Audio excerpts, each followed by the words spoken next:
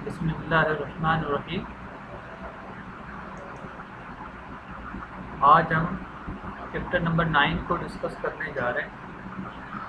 इसके शुरू के 2-3 सवाल तो मैंने आप लोगों को व्हाट्सएप ग्रुप के अंदर सेंड कर दिए थे, लेकिन ये कि मैं दोबारा आज उनको डिस्कस कर रहा हूँ। ये थोड़ा सा hypothesis test for one population mean. देखिए, हमने जैसे डिस्कस किया था कि हाइपोथेसिस टेस्ट जो है वो वन पॉपुलेशन मीन का भी हो सकता है, 2 पॉपुलेशन मीन्स का भी हो सकता है और मल्टीपल पॉपुलेशन मीन्स का भी हो सकता है। ठीक है, चैप्टर नंबर 9 के अंदर जो हम डिस्कस कर रहे हैं, जो हमारा हैंडआउट है, उसके 1 बाय 1 प्रॉब्लम्स हम डिस्कस करने जा रहे हैं और जिसके अंदर हम ये डिस्कस करेंगे कि वन मीन के हाइपोथेसिस टेस्ट कैसे होता है और वन मीडियन का भी हम यहाँ पे डिस्कस करेंगे। याद रखें, मीन के अंदर 2 किस्म के टेस्ट अप्लाई होते हैं। वन मीन के अंदर 2 किस्म के टेस्ट अप्लाई होते हैं। एक है जेड टेस्ट, अगर हमारा सैंपल साइज 30 से प्लस अबव हो और हमारी तो जेड टेस्ट अप्लाई होगा। अगर हमारा सैंपल साइज 30 से कम हो तो फिर हमारा टी टेस्ट अप्लाई होगा। इसी हिसाब से अगर हमारा मीडियन हो तो फिर उसमें विल्किंसन टेस्ट यूज़ होगा, वो आगे हम डिस्कस करेंगे उसको। ठीक है, जैसा कि हमारा क्वेश्चन नंबर 1 था, जिसके अंदर ये था कि डिफरेंट टर्म्स थे कि नल हाइपोथेसिस क्या होता है और बाकी चीज़ें जैसे आपको नज़र आ रही हैं। तो यहाँ पर जो है ना, ये नल हाइपोथेसिस पर ये आंसर शो किया गया है। नल हाइपोथेसिस बेसिकली कंपनी का मेन क्लेम होता है। कंपनी कोई क्लेम करती है, जैसे अगर हम कोई क्लेम करें कि भाई उर्दू यूनिवर्सिटी दुनिया की बेहतरीन यूनिवर्सिटी है, ठीक है, बिजनेस डिपार्टमेंट दुनिया का बेहतरीन डिपार्टमेंट है, तो कहने का मकसद कोई भी अगर हम क्लेम करते हैं तो ये क्लेम जो है वो बेसिकली नल हाइपोथेसिस कहलाएगा। वो क्लेम किसी भी किस्म का हो सकता है और फिर उस क्लेम को थ्रू डेटा चेक किया जाता है कि आया वो क्लेम हमारा सही है या गलत है। जैसे कि मैं कहता हूँ कि भाई BBA 1 फर्स्ट सेमेस्टर में जितने भी स्टूडेंट्स आते हैं उनकी एवरेज एज जो है ना वो 18 साल है। ये मेरा क्लेम है। क्लेम किस बेसिस पे? क्लेम के पीछे भी जो है ना रीजंस होते हैं। ऐसे हवा में क्लेम नहीं होता, उसके पीछे बाकायदा लॉजिक होती है, उसके पीछे बाकायदा जो है चीज़ें करनी पड़ती हैं। कि जैसे मिसाल ये वाला जो क्लेम मैं कर रहा हूँ, उसके पीछे जो लॉजिक है वो ये है कि उमूमन जो स्टूडेंट्स होते हैं वो 3 से 4 साल की उम्र में जो है ना वो स्कूल में एडमिट होते हैं। फिर वहाँ पे वो नर्सरी, फिर KG, फिर क्लास 1 में आते आते उनकी उम्र 6 साल, किसी के 7 साल हो जाती है। फिर उसको इंटर तक 12 साल पढ़ना पड़ता है। तो तकरीबन जब वो बच्चा यूनिवर्सिटी के अंदर एडमिशन के लिए आता है तो 18 साल का हो चुका होता है। तो यूनिवर्सिटी में जिस भी स्टूडेंट का अगर दाखिला होता है तो वो स्टूडेंट जो है वो 18 साल का हो चुका होता है। तो इस बेसिस को मैंने क्लेम किया है। इसी तरीके से फिर पार्ट बी में अल्टरनेट हाइपोथेसिस है। अल्टरनेट हाइपोथेसिस जो है वो बेसिकली नल हाइपोथेसिस अगर रिजेक्ट हो जाए तो फिर कौन सा स्टेटमेंट हमारा ट्रू माना जाएगा, तो उसका फिर ये होता है कि हम उसका अपोजिट स्टेटमेंट भी बनाते हैं। याद रखें, हाइपोथेसिस हमेशा पेयर फॉर्म में बनती हैं और एक वक्त में एक हाइपोथेसिस हमारा रिजेक्ट होगा तो हम दूसरे हाइपोथेसिस को सिलेक्ट करेंगे। तो नल अगर रिजेक्ट होता है तो हम अल्टरनेट को एक्सेप्ट करेंगे। ठीक है, अल्टरनेट के अंदर हमेशा अपोजिट क्लेम होता है, यानी क्लेम का जो भी अपोजिट बनेगा वो हम करते हैं। मिसाल के तौर पर जैसे ऊपर मैंने दिया हुआ है कि भाई मीन एज जो है ना 18 साल है, और तो यहाँ पर मैं कह रहा हूँ मीन एज 18 साल नहीं है। फिर आते हैं test statistic. Test statistic basically वो फार्मूला है या वो प्रोसीजर है जिसकी मदद से हम वैल्यू जनरेट करते हैं और फिर उस वैल्यू को टेबल वैल्यू के साथ कंपेयर करके हम हाइपोथेसिस को रिजेक्ट या एक्सेप्ट करते हैं। जैसे यहाँ पर अगर वन सैंपल जेड टेस्ट, तो ये वाला प्रोसीजर है, ये वाला फार्मूला है, ये वाला इसके रिजल्ट जो होंगे वो टेस्ट स्टैटिस्टिक रिजल्ट कराएंगे। उसी तरीके से टी का ये है और डब्ल्यू टेस्ट का ये है।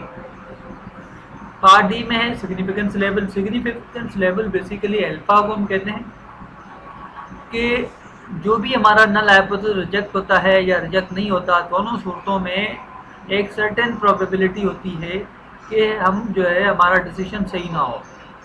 ठीक है, सिग्निफिकेंस लेवल और कॉन्फिडेंस लेवल इन दोनों को अगर हम ऐड करेंगे तो 100% बनेगा।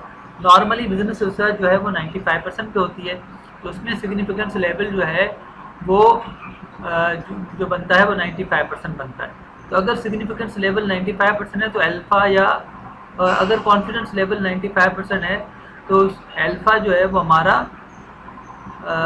जो बनेगा अल्फ़ा हमारा बनेगा 95%।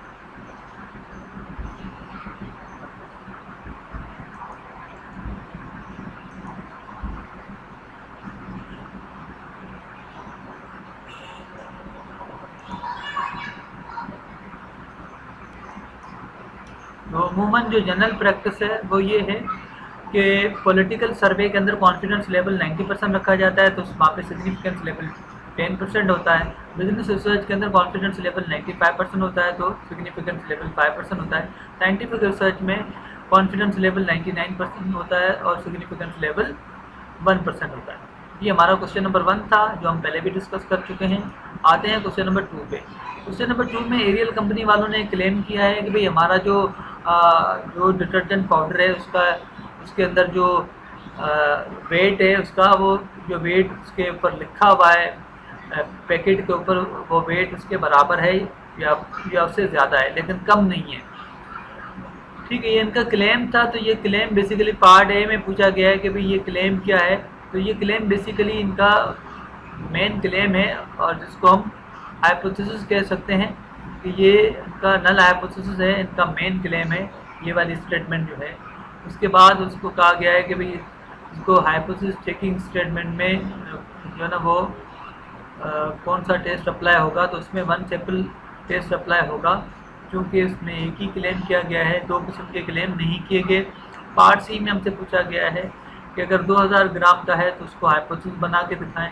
तो वो हमने आंसर करके दिखाया है कि न्यूमेरिकली भी दिखाया है और स्टेटमेंट फॉर्म में भी दिखाया है, जैसा कि आप देख सकते हैं कि mu equal to 2000 gram individual package weight of aerial is equal to mark weight, यानी जो उसके ऊपर पैकेट के ऊपर वज़न लिखा हुआ है वो वज़न और जो अंदर यानी डिटर्जेंट पाउडर डला हुआ है वो बराबर है। इसी तरीके से उनका क्लेम है कि उनका वज़न या तो बराबर है या ज़्यादा है। तो अल्टरनेट हाइपोथेसिस हमेशा हम जो अगर वो कहता है ज़्यादा है तो फिर ग्रेटर देन के साइन के साथ बनाएंगे, जो कि बना के दिखाई गई है। उसके बाद क्वेश्चन नंबर 3 है कि regarding a hypothesis what is the procedure whether the null hypothesis should be rejected when. तो उसका तरीका ये है कि टेस्ट स्टैटिस्टिक वैल्यू हम कैलकुलेट करते हैं। ये टेस्ट स्टैटिस्टिक के फार्मूलाज आपको नजर आ रहे हैं। ठीक है, अगर ये वाला रिजल्ट रिजेक्शन रीजन में आता है, रिजेक्शन रीजन में आपको बताता हूँ आगे चल के। रिजेक्शन रीजन बेसिकली अगर हम जेड कर्व को याद रखें तो जहाँ पर हम जेड वैल्यूज़ लिखते हैं, दाएं बाएं जो हमारे पास एरिया होता है वो रिजेक्शन रीजन होता है। जेड वैल्यूज़ के अंदर का जो एरिया होता है वो एक्सेप्टेंस रीजन होता है। तो अगर हमारे टेस्ट स्टैटिस्टिक की वैल्यू रिजेक्शन रीजन में आती है तो हम नल हाइपोथेसिस को रिजेक्ट करते हैं। उसी तरीके से जो है पार्ट बी में पूछा गया है कि इसको जो ना प्रिसाइज वे में समझाएं। तो अगर इस फार्मूले की मदद से या इस फार्मूले की मदद से या कोई भी स्टैटिस्टिकल प्रोसीजर हम अप्लाई करें, उसकी मदद से अगर हमारी कोई वैल्यू आती है, वो वैल्यू अगर ग्रेटर है या इक्वल है टेबल वैल्यू से, याद रखें इसमें हम माइनस साइन इग्नोर करके जो है ना वो ऊपर इसको चेक करेंगे। माइनस साइन को हटा के अगर वो कैलकुलेटेड वैल्यू जो हमारी इस फार्मूले की मदद से आई है वो टेबल वैल्यू से ग्रेटर है या उसके बराबर है, तो हम नल हाइपोथेसिस को रिजेक्ट करेंगे, अदरवाइज रिजेक्ट नहीं करेंगे। फिर क्वेश्चन नंबर 4 है कि there are 3 possible alternative hypothesis in a hypothesis for a population mean, identify them and explain when each is used। याद रखें नल हाइपोथेसिस हमेशा इक्वल टू के साइन के साथ बनता है और अल्टरनेट हाइपोथेसिस बनाने के लिए हमारे पास 3 पॉसिबिलिटीज होती हैं। या तो वो नॉट इक्वल टू के साइन के साथ बनेगा, या ग्रेटर देन के साइन के साथ बनेगा, या लेस देन के साइन के साथ बनेगा। यहाँ पे आप देख भी सकते हैं इसको, मैं इसको हाईलाइट कर रहा हूँ, ग्रेटर देन के साइन के साथ या लेस देन के साइन के साथ ये बनते हैं। ठीक है, जब हमें ये कंफर्म ना हो कि हमारा जो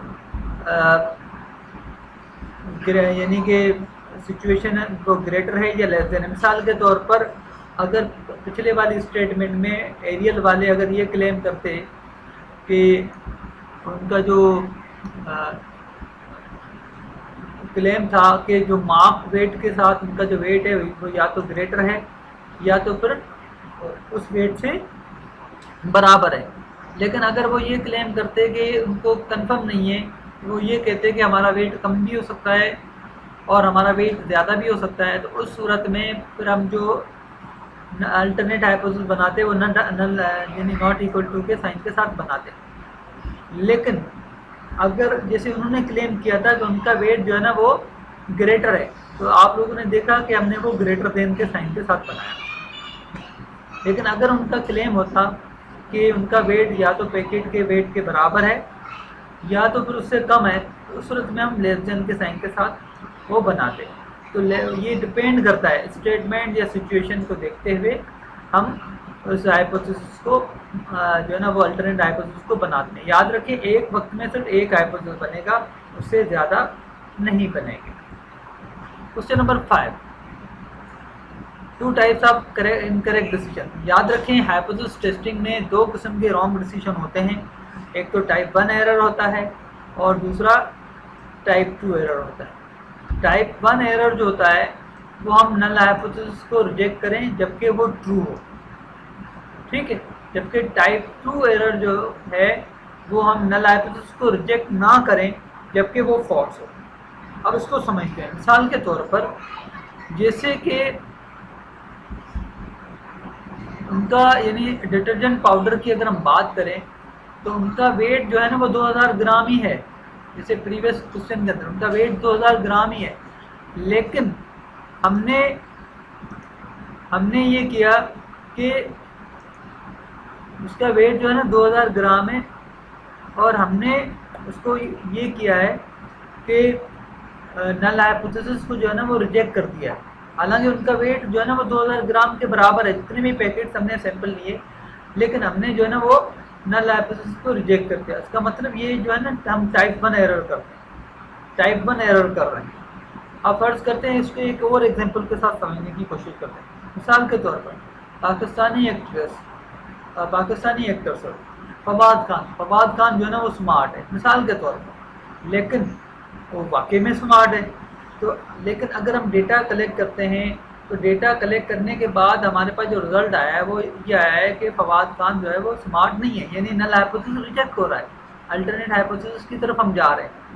हालांकि वो स्मार्ट है, लेकिन डेटा जो है वो सजेस्ट कर रहा है कि वो स्मार्ट नहीं है, यानी हम जो सही वाला जो उसके अंदर कैरेक्टरिस्टिक्स हैं वो वाला हाइपोथेसिस हम रिजेक्ट कर रहे हैं। तो इसका मतलब ये हम टाइप 1 एरर कर रहे हैं, ठीक है। इसी तरीके से टाइप 2 एरर जो है वो हम हाइपोथेसिस को एक्सेप्ट करें जबकि नल हाइपोथेसिस को एक्सेप्ट करें जबकि वो गलत हो।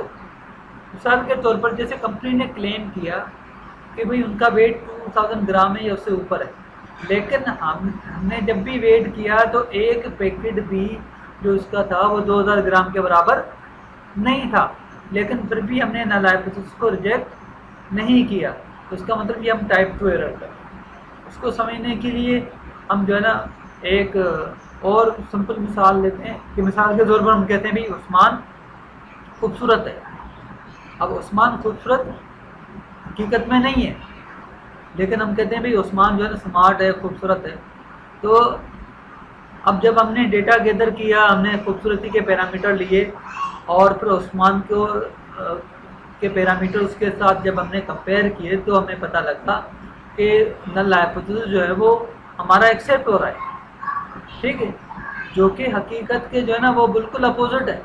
उस्मान इज़ नॉट स्मार्ट, लेकिन हमारे जो रिजल्ट हैं वो ये सजेस्ट कर रहे हैं कि उस्मान स्मार्ट है। उसका मतलब हम ये टाइप 2 एरर कर। फिर पार्ट बी में कहा गया है कि जो है नल हाइपोथेसिस को किससे डिनोट करते हैं, नल हाइपोथेसिस टाइप 1 को किससे डिनोट करते हैं, टाइप 1 को हम अल्फा से डिनोट करते हैं और टाइप 2 को हम बीटा से डिनोट करते हैं।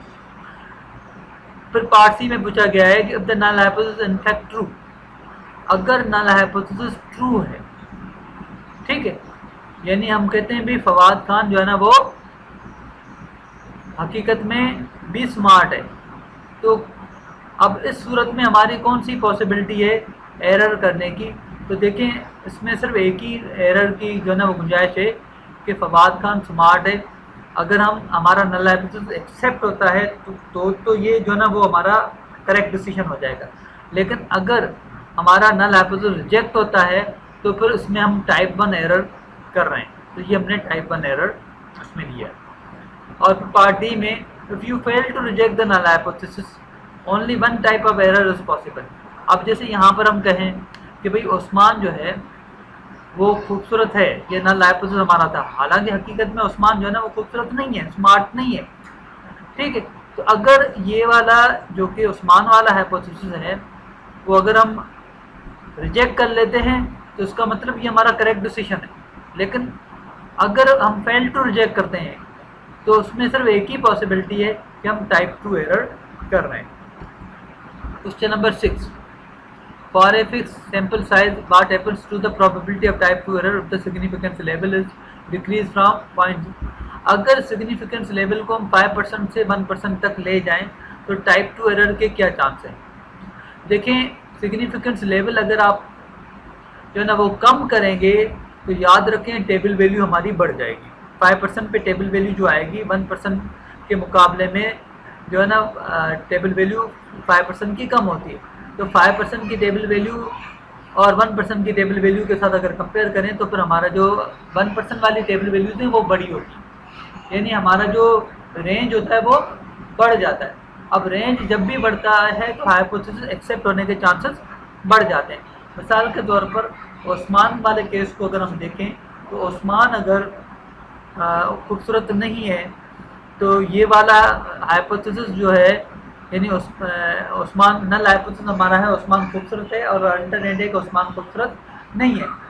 ये वाला हाइपोथेसिस अगर रिजेक्ट होता है तो उसका मतलब हम सही डिसीजन ले रहे हैं। लेकिन ये वाला डिसीजन अगर हमारा रिजेक्ट नहीं होता है, एक्सेप्ट होता है, तो इसका मतलब हम टाइप 2 एरर कर रहे हैं।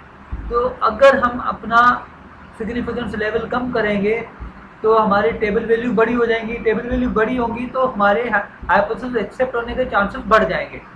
तो जब ऐसी सिचुएशन होती है तो वहाँ पर हम टाइप 2 एरर के चांसेस हमारे बढ़ जाते हैं। फिर आते हैं क्वेश्चन नंबर 7 पे। क्वेश्चन नंबर 7 पे वो कह रहा है कि क्रिटिकल वैल्यूज फाइंड करें 1% सिग्निफिकेंस लेवल पे, राइट टेल जो है हमारा डेटा है और 1% जो है ना वो। अब देखें टेबल के अंदर हम आप लोगों को भी पता है और क्लास में भी बताया जा चुका है कि ये जो जेड टेबल है ये हमेशा हमें लेफ्ट का एरिया दिखाता है। अब ये 1% टू राइट कर रहा है, ठीक है, राइट टेल्ड है तो इसका मतलब 1% टू राइट, इसका मतलब 99% टू लेफ्ट। तो टेबल का जो एरिया है वो लेफ्ट का ही होता है।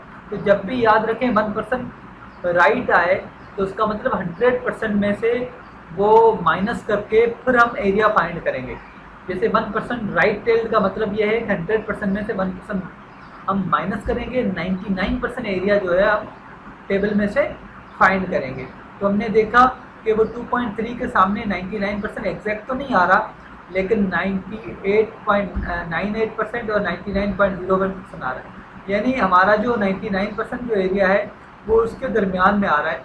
तो ये रो वैल्यू हमारी हो गई और ये 0.02 और 0.3 ये कॉलम वैल्यू होगी, 2.3 हमारी रो वैल्यू। तो हम क्या करते हैं, जब हमारा इन बिटवीन आता है टेबल वैल्यूज़ तो फिर हम कॉलम वैल्यूज़ को आपस में ऐड करते हैं। 0.02 0.3 को ऐड किया तो 0.05 हो गया, डिवाइडेड बाय 2 किया तो 0.025। 0.25 को फिर हम ऐड कर लेते हैं 2.3 के अंदर, तो हमारी टेबल वैल्यू बन गई 2.325।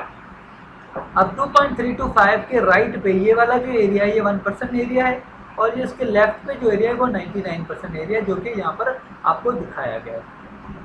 इसी तरीके से क्वेश्चन नंबर 7 के अंदर दूसरा पूछा गया है कि 1% लेफ्ट एरिया। अब 1% लेफ्ट एरिया अगर हमें ढूंढना है तो इसमें परेशानी की कोई ज़रूरत नहीं है, क्योंकि 1% लेफ्ट एरिया का मतलब टेबल का जो भी टेबल जो जेड टेबल जो बना हुआ है वो बना ही लेफ्ट पे है। तो सीधा सीधा लेफ्ट एरिया 1% यानी 0.01 एरिया जो है ना टेबल के अंदर फाइंड करेंगे। तो हमने देखा कि हमें -2.3 के सामने 0.01 तो नज़र नहीं आ रहा, लेकिन 0.0102 और 0.0099, तो इसका मतलब 0.01 इसके दरमियान में कहीं होगा।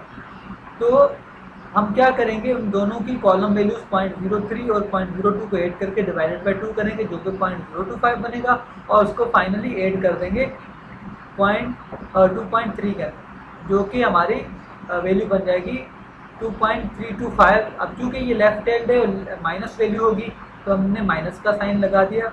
अब देखें -2.325 के इस तरफ, यानी लेफ्ट साइड पे जो एरिया है वो 1% होगा, और राइट साइड की तरफ जो एरिया है वो 99% होगा। इसी तरीके से क्वेश्चन नंबर 7 का ही हिस्सा है कि उसमें 1% जो है वो टू टेल्ड है। टू टेल्ड का मतलब है कि हमें आधा % लेफ्ट पे छोड़ना है और आधा % राइट पे छोड़ना है। आधा % लेफ्ट पे छोड़ने के लिए हम सिंपली क्या करेंगे कि 0.005 जो है वो हम लेफ्ट पे तलाश करेंगे। तो हमने देखा 0.005 एग्जैक्ट नहीं आ रहा, लेकिन 0.0049 और 0.0051 आ रहा है, तो वो ये -2.5 के सामने आ रहा है। उसकी ये कॉलम वैल्यूज 0.08 और 0.07 को हम ऐड करके 0.15 बन जाएगा, डिवाइड बाय 2 करेंगे तो 0.075 बन जाएगा, जिसको हम -2.5 में ऐड करेंगे तो ये 2.575 वैल्यू बन जाएगी। ये तो हो गई लेफ्ट की वैल्यू जो हमने यहाँ लिखी है, ये वाली लिखी हुई है। लेकिन राइट की वैल्यू फाइंड करने के लिए हम क्या करेंगे, क्योंकि अब हमें 0.005 एरिया जो है वो राइट पे चाहिए, तो उसके लिए हम क्या करेंगे 100% में से 0.5% माइनस करेंगे, तो हमारे पास जो आएगा 99.5%, यानी 0.995% की टेबल वैल्यू हम फाइंड करेंगे। तो 0.995% एग्जैक्ट हमारे पास नहीं है, लेकिन 0.9949 और 0.9951 जो है वो हमारे पास है।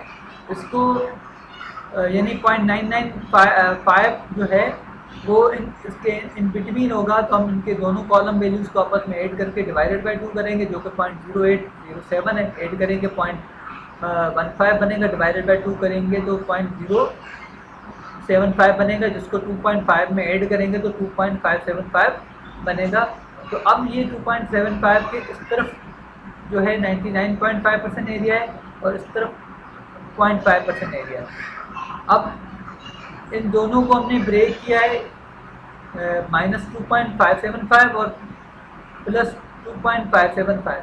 तो इसके इस राइट साइड पे जो है ना 0.5% एरिया है, उसके लेफ्ट साइड पे पॉइंट, इसका मतलब इसके इन बिटवीन जो एरिया है वो 99% है। ये टू टेल्ड है। इसके बाद क्वेश्चन नंबर 8 है।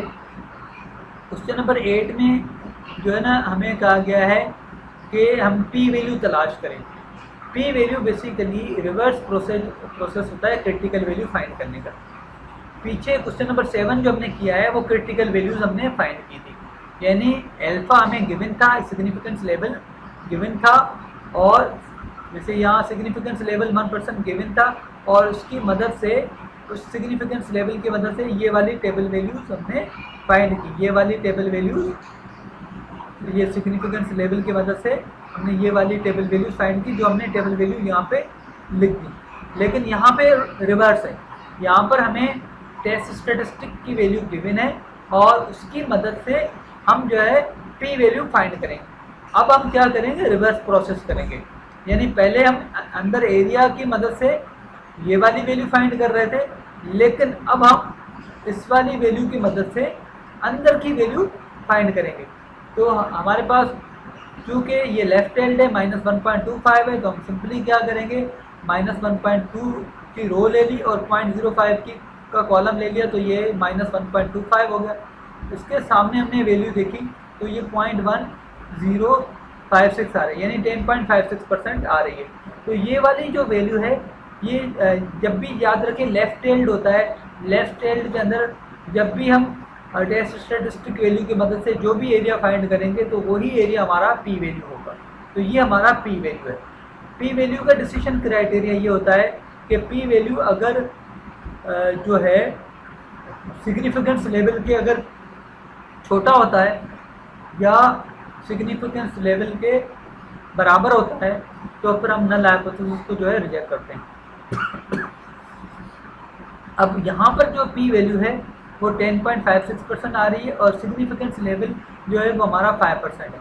अब चूँकि 10.56% 5% से बड़ा है, तो इस केस में हमारा नल हाइपोथेसिस जो है वो एक्सेप्ट होगा। इसी तरीके से अब राइट टेल की वैल्यू है, राइट टेल में 2.36 हमारे पास आ रहा है, तो 2.36 की मदद से, यानी 2.3 की रो ले ली और 0.06 ये 2.36 बनेगा, इसकी मदद से जब हमने देखा तो हमारे पास एरिया ये आ रहा है। राइट टेल्ड में जो है पी वैल्यू फाइंड करने का तरीका ये होता है कि जो भी एरिया हम फाइंड करते हैं 1 में से वो एरिया हम माइनस कर लेते हैं। जैसे हमारे पास 0.9909 आ रहा है, तो 1 में से ये एरिया माइनस करेंगे तो हमारे पास जो पी वैल्यू आ रही है वो आ रही है 0.0091, यानी 1 में से एरिया माइनस करेंगे तो जो रिजल्ट आएगा वो पी वैल्यू कहलाएगा। पी वैल्यू का डिसीजन क्राइटेरिया वही है कि पी वैल्यू अगर सिग्निफिकेंस लेवल से छोटा है या बराबर है तो नल हाइपोथेसिस को रिजेक्ट करेंगे। यहाँ पर हमारे पास पी वैल्यू 0.91% है, जो कि 5% से छोटी है, तो हम नल हाइपोथेसिस को रिजेक्ट करेंगे। फिर हमारे पास टू टेल्ड है। टू टेल्ड में याद रखें, अगर माइनस वैल्यू होगी या प्लस वैल्यू होगी उस हिसाब से हम वैल्यू फाइंड करेंगे। अगर माइनस वैल्यू होगी तो माइनस वाली टेबल में जाके हम देखेंगे और जो भी हमारे पास रिजल्ट आएगा वो हमारा जो है पी वैल्यू कहलाएगा। लेकिन जो भी हमारा रिजल्ट आएगा वो हमारा पी वैल्यू कहलाएगा। लेकिन क्योंकि यहाँ पे पॉजिटिव वैल्यू है तो पॉजिटिव वैल्यू में आप देख सकते हैं कि 1.83, 1.8 और 0.03 के कॉलम में मैंने देखा कि हमारे पास जो हमारे पास वैल्यू आ रही है 0.9664 आ रही है। तो उसको अगर हम देखें तो 96.464% बन रहा है। 1 में से ये एरिया माइनस कर रहे हैं तो 0.0336 बन रहा है, यानी 3.36% बन रहा है। क्योंकि पॉजिटिव वैल्यू से जब भी आप फाइंड करेंगे तो जो हमारे पास पॉजिटिव वैल्यू से जब भी आप फाइंड करेंगे तो हमारे पास जो भी एरिया होगा वो 1 से माइनस करने के बाद आएगा। लेकिन जब भी आप नेगेटिव वैल्यू, अगर ये -1.83 होता तो -1.83 के सामने जो भी एरिया होता वही एरिया जो है ना वो हमारा पी वैल्यू होती। लेकिन यहाँ पर चूँकि पॉजिटिव वैल्यू है तो पॉजिटिव वैल्यू का सिस्टम ये होता है कि जो भी एरिया होता है वो एरिया 1 में से माइनस करते हैं, जो रिजल्ट आता है वो हमारी पी वैल्यू कहलाती है। फिर हमारा क्वेश्चन नंबर 9 है। क्वेश्चन नंबर 9 में है कि average Pakistani consume 30 kilometre cooking oil in 2016।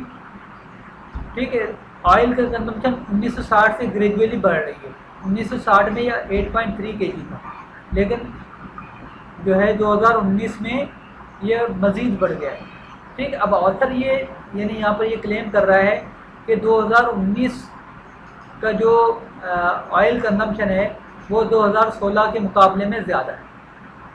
तो अब चूँकि नल हाइपोथेसिस, पहले हमें नल हाइपोथेसिस बनाना है, तो नल हाइपोथेसिस हमेशा इक्वल टू के साइन के साथ बनेगा कि लास्ट ईयर यानी 2019 की ऑयल कंजम्पशन जो है वो 2016 की ऑयल कंजम्पशन के बराबर है। ये हमारा नल हाइपोथेसिस है। अब चूँकि वो कह रहा है कि वो बढ़ गया है, तो याद रखें मेन क्लेम हमेशा इक्वल टू के साइन के साथ लिखा जाता है और फिर बाकी जो स्टेटमेंट के हिसाब से वो कह रहा है बढ़ गया है, तो अल्टरनेट हाइपोथेसिस में हम क्लेम करेंगे कि जो mean last year 2019 oil consumption जो है वो 2016 के मुकाबले में ज़्यादा है, बढ़ गई है। तो अल्टरनेट हाइपोथेसिस ये हमने इस तरीके से बनाएंगे। और फिर हमसे पूछा गया है कि ये 1 टेल्ड है, 2 टेल्ड है, लेफ्ट टेल्ड है, राइट टेल्ड है। तो याद रखिए ये ग्रेटर देन का साइन है, तो ग्रेटर देन का साइन का मतलब ये राइट टेल्ड है। अगर यहाँ लेस देन का साइन होता तो ये लेफ्ट टेल्ड होगा, और अगर यहाँ पे नॉट इक्वल टू का साइन होता तो ये टू टेल्ड होगा। फिर क्वेश्चन नंबर 10 को कंटिन्यू किया है। क्वेश्चन नंबर 10 में कंटिन्यू किया है कि भाई जो है मीन ऑयल कंजम्पशन जो है ना वो नहीं बढ़ी, ये हमारा मेन क्लेम है, और बढ़ गई है ये हमारा अल्टरनेट क्लेम है। तो ये नल हाइपोथेसिस, ये अल्टरनेट हाइपोथेसिस है। अब वो कह रहा है कि यहाँ पर टाइप 1 एरर जो है ना कब हो सकती है। ठीक है, कि टाइप 1 एरर यहाँ पे कब हो सकती है। टाइप 1 एरर जैसे कि हमने लास्ट स्लाइड में डिस्कस किया था कि टाइप 1 एरर तब होती है जब हमारा नल हाइपोथेसिस जो है ट्रू हो और हम उसको रिजेक्ट करें।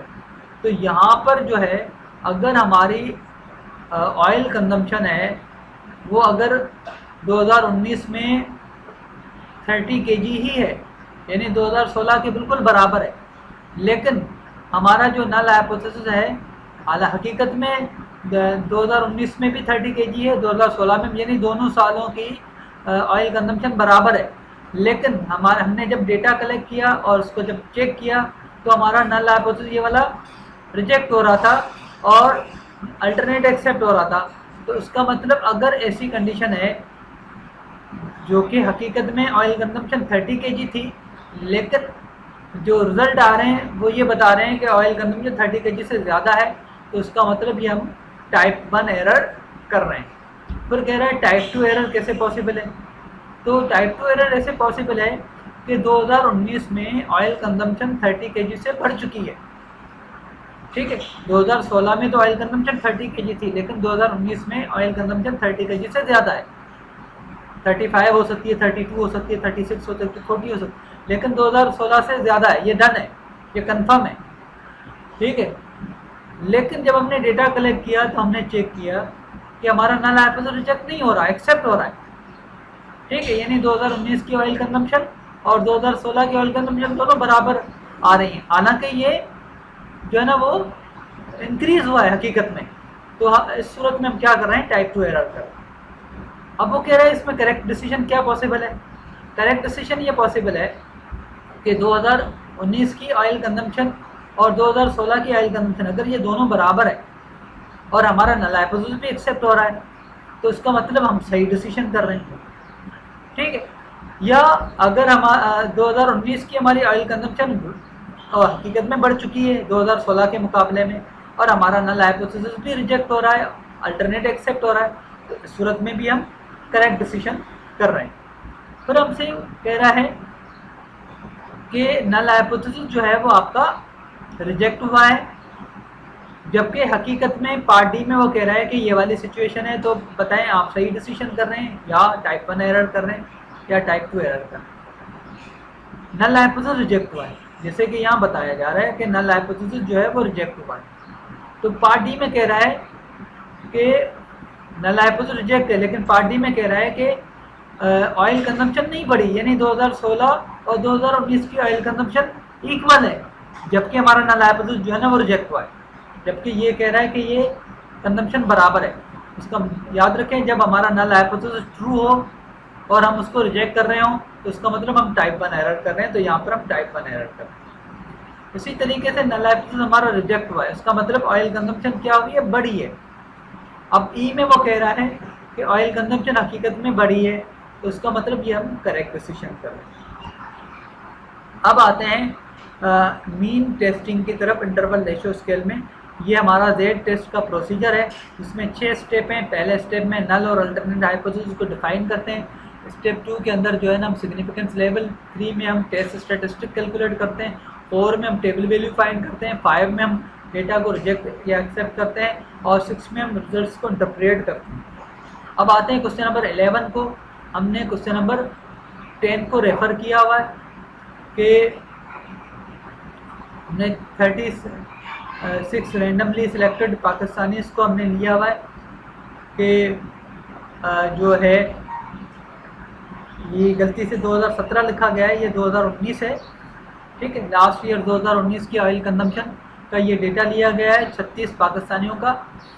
ठीक है, और हमें कहा गया है कि 10% लेवल ये बताएं कि 2019 की ऑयल कंजम्पशन जो है वो 2016 के मुकाबले में जो कि 30 kg था कि बढ़ी है या नहीं बढ़ी। जो स्टैंडर्ड डेविएशन है वो 6.9 है। अब ये जो डेटा है इसका जो सम है वो 1183 किलोग्राम है। अब हम आते हैं सबसे पहले तो हमें 6 स्टेप जो प्रीवियस स्लाइड में गिवन है उसको हम फॉलो करते हैं। पहला स्टेप है नल और अल्टरनेट हाइपोथेसिस को डिफाइन करें। Null hypothesis mu equal to 30 kg और mu greater than 30 kg। Oil consumption 2019 में इक्वल टू 2016 की कंजम्पशन, और ऑयल कंजम्पशन जो है ना वो ग्रेटर है 2016 की कंजम्पशन। ये हमारा नल और अल्टरनेट हो गया। सिग्निफिकेंस लेवल 10% बता रहा है हमें 0.1। ठीक है, जेड टेस्ट स्टैटिस्टिक का जो फार्मूला है वो ये है कि x bar minus mu standard deviation divided by square root n। अब यहाँ पर चूंकि हमारे पास मीन एक्स बार गिवन नहीं है, सम गिवन है, 36 की पॉपुलेशन है, तो हमने सम को डिवाइड किया, ये फार्मूला एक्स बार का, तो हमारे पास 32.86 हमारे पास मीन आ गया। ठीक है, अब जेड टेस्ट स्टैटिस्टिक को हम फॉलो कर रहे हैं, जिसमें x bar minus mu, mu देखिए हमारा क्लेम होता है, म्यू हमारा क्लेम होता है, एक्स बार हमारा 32.86 है जो कि ये आ रहा है, और माइनस 30 जो हमारा मेन क्लेम है, स्टैंडर्ड डेविएशन 6.9 जो ये गिवन है, 36 हमारा सैंपल साइज है। तो हमने ये कैलकुलेट किया तो हमारे पास जेड टेस्ट स्टैटिस्टिक की जो वैल्यू आ रही है 2.486 है। ठीक है, अब 10% की मदद से जब हम टेबल से वैल्यू फाइंड करने गए तो जो कि चूँकि ये 1 टेल्ड है तो डिवाइडेड बाय 2 नहीं होगा, तो 0.1 की मदद से टेबल वैल्यू आई है वो 1.286 है, जिसको हमने यहाँ लिखा। अब याद रखें टेबल वैल्यू के इस तरफ ये रिजेक्शन रीजन है, ये एक्सेप्टेंस रीजन है। तो ये स्टेप 5 में जो हमारी ये वैल्यू जो स्टेप 3 में आई है 2.487, जो कि देखिए 1.285 के इस तरफ कहीं होगी, यानी राइट साइड पे कहीं होगी। अब राइट साइड पे कहीं होगी तो राइट साइड 1.285 के राइट साइड पे जितना भी एरिया है वो रिजेक्शन रीजन है। तो इसका मतलब ये है कि ये हमारा नल हाइपोथेसिस जो है वो रिजेक्ट हो रहा है। नल हाइपोथेसिस रिजेक्ट का मतलब ये वाला स्टेटमेंट जो है ऑयल कंजम्पशन 2019 और 2016 बराबर है, ये वाला स्टेटमेंट रिजेक्ट हो रहा है। और अल्टरनेट हाइपोथेसिस यानी ये वाला statement oil consumption 2019 greater than 2016 के ऑयल कंजम्पशन, तो ये वाला स्टेटमेंट हमारा एक्सेप्ट हो रहा है। तो हम स्टेप 6 में कहेंगे कि oil consumption of 2019 year is greater than 2016 years consumption. अब वो कह रहा है गिवन द कंक्लूजन पार्ट है if an error has been made what type must it be, explain your answer. अब यहाँ पे चूंकि हमारा नल हाइपोथेसिस जो है वो रिजेक्ट हुआ, ठीक है। अब यहाँ पे पॉसिबिलिटी क्या थी, पॉसिबिलिटी सिर्फ ये थी कि यहाँ पर हमारा नल हाइपोथेसिस एक्सेप्ट हो सकता था, ठीक है। अगर हमारा नल हाइपोथेसिस एक्सेप्ट होता जो कि गलत एक्सेप्ट होता, तो यहाँ पर सिर्फ एक ही पॉसिबिलिटी थी कि हम जो है टाइप 2 एरर कर सकते थे। उसके बाद क्वेश्चन नंबर 12 आपको खुद करना है, क्वेश्चन नंबर 11 की तरह वही प्रोसीजर आपको फॉलो करना है। अब आते हैं टी टेस्ट। अब देखिए क्वेश्चन नंबर 11 के अंदर सैंपल साइज 36 था, जेड के लिए सैंपल साइज 30 प्लस होता है, तो हमने क्वेश्चन नंबर 11 में जेड टेस्ट अप्लाई किया। और क्वेश्चन नंबर 12 के अंदर भी सैंपल साइज जो है वो 40 है, उसमें भी आप जेड प्रोसीजर अप्लाई करेंगे। टी टेस्ट वहाँ अप्लाई होता है जब सैंपल साइज 30 से छोटा होता है। तो प्रोसीजर देखें, इसका सिर्फ ये प्रोसीजर में चेंज है, बाकी जो है ना वो हमारे स्टेप सेम है। ये क्वेश्चन नंबर 13 है हमारा कि 2016 में जो मोबाइल स्नैचिंग हुई है उनकी एवरेज प्राइस 4170 है। 12 रेंडमली सेलेक्ट किए गए मोबाइल स्नैचिंग जो केसेस हैं, उसका डेटा लिया गया है, जिनकी मोबाइलों की कीमत जो है ना वो ये थी। ये 12 लोगों का डेटा कलेक्ट किया गया। 5% पे हमें ये बताना है कि जो मोबाइल स्नैचिंग हुई है 2016 के मुकाबले में, ये पिछले साल का डेटा है। तो 2016 में जो मोबाइल स्नैचिंग हुई है वो थी 4170 की, ठीक है। तो अभी जो लास्ट ईयर की जो मोबाइल स्नैचिंग है, तो ये जो मोबाइल स्नैचिंग है आया, ये इनकी एवरेज प्राइस भी 4170 है या उससे कम है, जबकि क्लेम ये है कि जो मोबाइल स्नैचिंग की जो एवरेज कॉस्ट है वो 2016 के मुकाबले में कम हुई है। तो ये जो डेटा है इसका मीन जो आया है वो 4040 है, उसका स्टैंडर्ड डेविएशन 868 है। तो ये आपको कैलकुलेट करने की ज़रूरत नहीं है, ये कैलकुलेट करके दिया हुआ। अब सबसे पहले हम नल और अल्टरनेट हाइपोथेसिस बनाएंगे। म्यू इक्वल टू 4170 यानी mean value loss mobile in this year जो है ना वो 4170 है, यानी इस साल का और 2016 का दोनों बराबर है।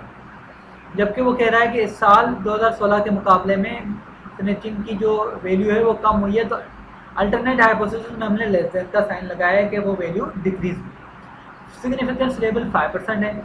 टी टेस्ट स्टेटिस्टिक का ये फार्मूला है जिसकी मदद से हमने ये डेटा पुट किया है और हमारे पास रिजल्ट आया है -0.518। उसके बाद हमने 5% सिग्निफिकेंस लेवल है 5% की मदद से, और डिग्री ऑफ फ्रीडम चूँकि सैंपल साइज 12 है तो डिग्री ऑफ फ्रीडम 11 है। तो टेबल वैल्यू हमने जो फाइंड की है वो 1.796 है, जो कि चूँकि ये लेफ्ट हैंड है तो लिहाजा ये हम लेफ्ट साइड पे माइनस का साइन लगा के ये वैल्यू हम लिखेंगे। अब चूँकि यहाँ पर इसके राइट साइड पे जो ये एरिया है ये रिजेक्शन रीजन कहलाएगा, ये वाला एरिया एक्सेप्टेंस रीजन कहलाएगा। अब अगर हम ज़ीरो से देखें, ज़ीरो से इस तरफ माइनस एरिया शुरू होता है, तो ज़ीरो माइनस 0.51 जो है यहाँ कहीं फॉल करेगा, तो ये एक्सेप्टेंस रीजन में आ रहा है, तो इसका मतलब हमारा नल हाइपोथेसिस एक्सेप्ट हो रहा है। तो मोबाइल जो स्नैचिंग हुई है पिछले साल की और 2016 की, वो दोनों सेम है, ठीक है। उसके बाद ये गुलशन इकबाल का जो है ना वो 11 फ्लैट्स का एवरेज रेंट लिया गया है, इसको आप सिंपल क्वेश्चन नंबर 13 की तरफ खुद ही सॉल्व करेंगे। उसके बाद ऑर्डिनल डेटा है, मीडियन टेस्टिंग हमने की है।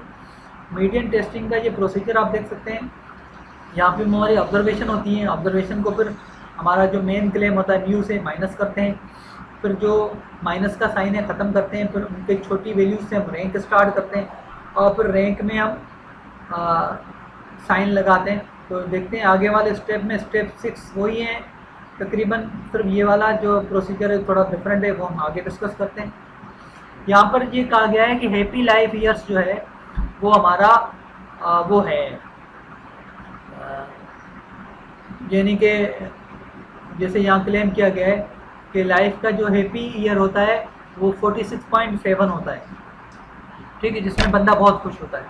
अब यहाँ पर कुछ कंट्रीज़ का डेटा लिया गया है, ये मीडियन ईयर है, कुछ कंट्रीज़ का डेटा लिया गया है, तकरीबन 8 कंट्रीज़ का डेटा लिया गया है, जिसमें डिफरेंट ईयर्स हैं। किसी का हैप्पी ईयर 47 ईयर है, किसी का 56.4 ईयर्स है। ये लगता है पाकिस्तान वालों का होगा, वो बहुत देर से खुश होते हैं, ठीक है, या शुरू में खुश होते हैं और आखिर में पूरी ज़िंदगी रोते रहते हैं। तो बहरहाल तो अब इसमें Wilcoxon sign rank test apply होगा, क्योंकि ये मीडियन टेस्ट है, 5% हमारा सिग्निफिकेंस लेवल है।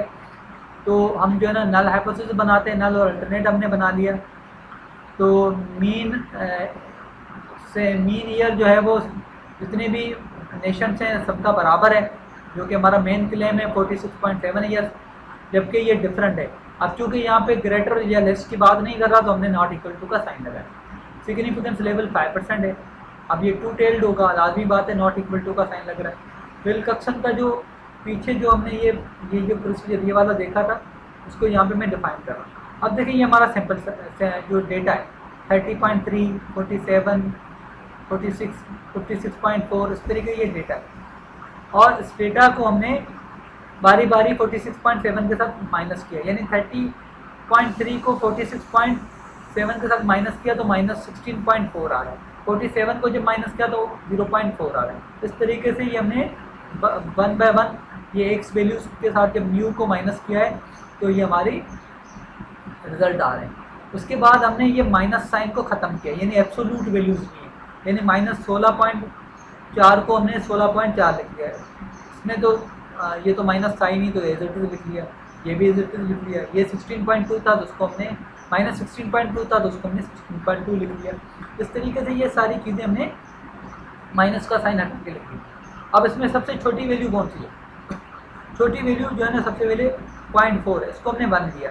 फिर दूसरी छोटी वैल्यू 1.2, इसको हमने 2 दिया। तीसरी छोटी वैल्यू 7.1, इसको हमने 3 दिया। इसी तरीके से चौथी वैल्यू 9.7 है, इसको हमने 4 दिया। 5, 6, 7, 8 टोटल ऑड ऑब्जर्वेशन है। उसके बाद हमने क्या किया कि ये वैल्यूज़ जो भी हैं ये हमने एज इट इज लिख ली, और उसके बाद हमने ये वाला देख के यानी ये हमने रैंक लिख दिया। अब रैंक में हमने वो वाला साइन लगा दिया जो एक्चुअल में यहाँ पर है। जैसे ये वैल्यू जब हमने म्यू से माइनस की तो हमारे पास माइनस का साइन आया। अब इसी ये वाली रैंक जो है उसमें इस ऑब्जर्वेशन के अंदर चूँकि माइनस साइन है तो उस रैंक को भी हम माइनस लेते हैं। अब चूँकि ये पॉजिटिव साइन है तो इस रैंक को हम एज इट इज रहने देंगे। इसमें भी पॉजिटिव साइन है तो उसको भी हम एज इट इज रहने देंगे। इसमें माइनस साइन है तो उसको माइनस, उसमें माइनस साइन है तो उसमें माइनस, ये पॉजिटिव साइन है तो उसको हम पॉजिटिव रखेंगे। यहाँ पे माइनस साइन है तो यहाँ पे माइनस, और यहाँ पर भी माइनस साइन है तो माइनस रखेंगे। इस तरीके से ये पॉजिटिव साइन अगर आप ऐड करें 1, 4, 2 तो ये 7 बनता है। तो विल्कक्सन में हम हमेशा सम ऑफ पॉजिटिव रैंक्स लिखते हैं जो कि 7 है, जो कि आगे यूज होगा। अब विल्कक्सन में टेबल वैल्यू फाइंड करने का तरीका ये होता है कि n हमारा 8 है तो 8n है, और 0.05 चूँकि 2 टेल तो हमने डिवाइड कर दिया 0.025 के कॉलम में और 8 के रो में देखेंगे तो टेबल वैल्यू 32 आ रही है। ये 32 वैल्यू जो है ना वो ये राइट साइड की वैल्यू होती है। अब चूँकि ये 2 टेल्ड है तो लेफ्ट साइड की वैल्यू भी हम फाइंड करेंगे। लेफ्ट साइड की वैल्यू फाइंड करने का ये वाला फार्मूला है, ये वाला फार्मूला है। क्या करते हैं n+1 डिवाइडेड बाई 2। अब n हमारा 8 है, n+1 9 हो गया, 9 8 72 बनेगा, 72 को 2 से डिवाइड कर दूंगा तो 36 हो जाएगा। 36 में से ये वाली राइट वैल्यू माइनस कर देंगे 32 से, तो हमारे पास लेफ्ट की वैल्यू 4 आ गई। तो लेफ्ट की वैल्यू 4 आ गई और राइट की वैल्यू 32 आ गई। अब यहाँ पर इन वैल्यूज़ के अंदर वाला जो एरिया होता है एक्सेप्टेंस रीजन कहलाता है और वैल्यूज़ के दाएं या बाएं का जो एरिया होता है वो रिजेक्शन रीजन कहलाता है। अब चूँकि सम ऑफ पॉजिटिव रैंक्स जो है वो हमारे पास 7 आया था। अब चूँकि यहाँ पर लोअर बाउंड्री हमारी 4 है, अपर बाउंड्री 32 है। विल्किंसन जो है वो 0 यहाँ से शुरू होता है, जैसे Z और T में 0 सेंटर से शुरू होता था, यहाँ से 0 जो है वो बिल्कुल लेफ्ट से शुरू होता है। तो 7 जो है वो हमारा यहाँ कहीं लाया करेगा और ये जो है ना एक्सेप्टेंस रीजन में आ रहा है। तो इसका मतलब median number of happy life year across the nation 46.7 year है, जो कि डेटा में सजेस्ट कर रहा है। तो नल हाइपोथेसिस हमारा एक्सेप्ट हो रहा है। ठीक है, बाकी क्वेश्चन 16, 17, 18 ये भी विल्किंसन के ही हैं, तो ये आपको खुद करने हैं। तो ये आप जो है ना यहाँ से पढ़ के समझ के खुद कर लीजिएगा। Thank you very much.